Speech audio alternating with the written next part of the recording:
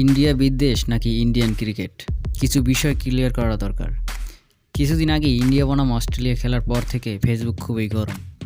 বাংলাদেশ জিতলে যতটা না খুশি লাগে তার চেয়ে বেশি খুশি লাগে ইন্ডিয়া হারলে, এমন কিছু কথা। এটা আসলে ইন্ডিয়ান ক্রিকেট টিম বিদ্বেষ, ভারত বিদ্বেষ না। থাকলে সেটা আপনাদের ব্যক্তিগত বিষয়। প্রশ্ন হলো, ইন্ডিয়ান ক্রিকেট টিমের প্রতি এত রাগ কেন সবার? কেন এই নাম শুনলেই অর্ধেক বাঙালি স্যাত হয়ে ওঠে? এটা বুঝতে হলে আমাদের একটু পিছনে যেতে হবে। সালটা 2015, আইসিসি ক্রিকেট ওয়ার্ল্ড কাপ খেলা হচ্ছে অস্ট্রেলিয়ায়। সেবার বাংলাদেশ প্রথমবার মাশরাফির নেতৃত্বে কোয়ার্টার ফাইনালে যায়। বাংলাদেশের জন্য সবচেয়ে খুশির মুহূর্ত ছিল ওটা। দেশের মানুষের অনেক আশা ছিল ওই খেলার উপর। কোয়ার্টার ফাইনালে ভারতের সাথে বাংলাদেশের খেলা পড়ে। সেই ম্যাচেই কিছু ঘটনা ঘটে যা বাঙালিদের বিশ্বাসে প্রচণ্ডভাবে আঘাত করে।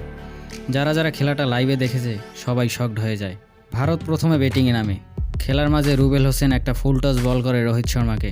সেটা ব্যাটে লাগার পর উইকেট কিপার মুশফিক ক্যাচ ধরে। বল কোমরের উপরে যায়নি, নিশ্চিত আউট। আম্পায়ার সেটা নো বল দিল। পরে ডিআরএসে দেখা যায় মার্জিনাল কল, মানে আউট ছিল, কিন্তু আম্পায়ার তারপর আউট দেয়নি। Even leg umpire high no না দিলেও মেইন আম্পায়ার নো বল দেয়। এরপর রোহিত শর্মা একাই করেন 137 রান, যা সেদিনের ম্যাচ জেতানোর জন্য যথেষ্ট ছিল। পরে সেই বলকে আইসিসি থেকে সুন্দর একটা নাম দেওয়া হয়, যার নাম দেওয়া হয় গোস্ট বল। এরপর আসেন সুরেশ রায়না। ব্যাটিং করার সময় মাশরাফি বিন মুর্তজা একটা বল করেন ইন লাইনে, সেটাকেও আম্পায়ার এলবিডব্লিউ দেয়নি। 3 নম্বর পয়েন্ট। এরপর আসি বাংলাদেশ ব্যাটিংয়ে নামার সময়। মাহমুদুল্লাহ ব্যাট করছিল, বোলিংয়ে ছিল মোহাম্মদ শামি। মাহমুদুল্লাহ 6 মারে।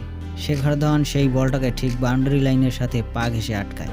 পা বাউন্ডারিতে টাচ করে 6 হওয়ার পরেও আম্পায়ার সেটাকে ক্যাচ আউট দেয়। মাহমুদুল্লাহ সেদিন অনেক ভালো ফর্মে ছিল। আউট না হলে তিনি হয়তো সেদিন 100 করে ফেলতেন। ওই 3টা ঘটনা সেদিন সরাসরি লাইভ দেখেছিলেন সবাই। বাংলাদেশ ক্রিকেট টিমের মনোবল খুব জলদি মাঠেই ভেঙে দিয়েছিল টিম ইন্ডিয়া এবং আম্পায়ারগণ।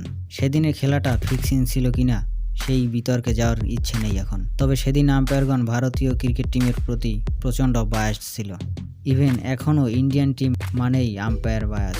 এটাই ছিল ভারত ক্রিকেট টিমের উপর বাংলাদেশিদের ঘৃণা আসার সবচেয়ে বড় কারণ।